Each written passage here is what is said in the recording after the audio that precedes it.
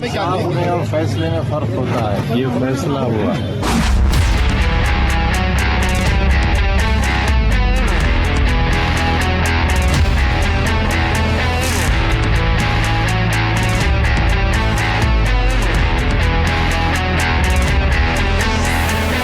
कल से ही पूरे शहर को मालूम था, आपके छोटे चैनल्स पर चलने लगा था कितनी सजा होनी है।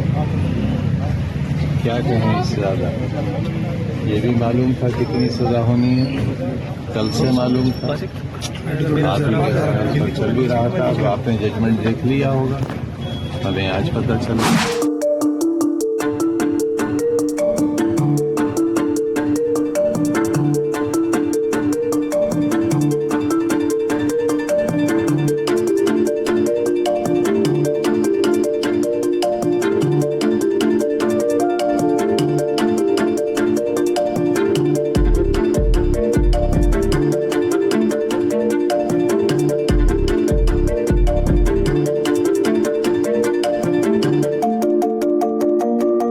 अब्दुल्ला आजम खान जब प्राइमरी शिक्षा ग्रहण कर रहे थे उस समय गार्जियन उनके माता पिता ही होते हैं और उन लोगों ने ही उनकी डेट ऑफ बर्थ लिखवाई थी।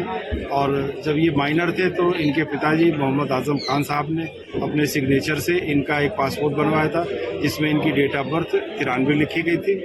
और उसी पासपोर्ट पे इनका पासपोर्ट दोबारा रिन्यूअल भी हुआ था जिसमें एक 93 लिखी गई थी।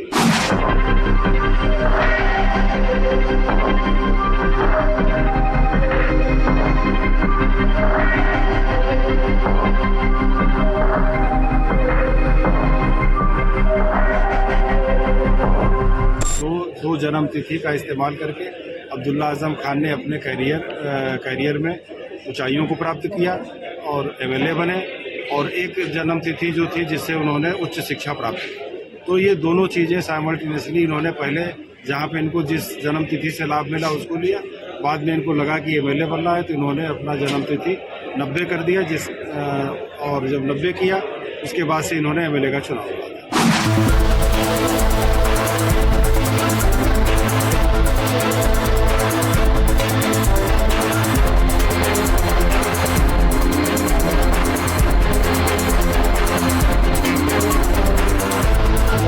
आजम खान साहब के ऊपर लगातार इसी तरह का हमला हो रहा है और बड़ी साजिश की वजह से उनके साथ इस तरह का व्यवहार हो रहा है। बीजेपी के नेता और कुछ बाहर से लाए हुए अधिकारी ये उनके साथ साजिश पहले दिन से करते हैं।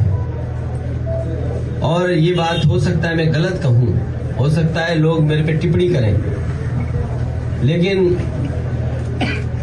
ये भी हो सकता है कि नेता बड़े हैं, वो यूनिवर्सिटी बना दी इसलिए उन्हें ये सजा मिल रही है। तो मुझे तो ये भी लगता है कि कहीं धर्म के कारण उनके साथ इतना अन्याय ना हो रहा, और सबको यकीन है और सब जानते हैं उन पे इसीलिए अन्याय हो रहा है कि उन्होंने यूनिवर्सिटी बना दी और उनका धर्म दूसरा है।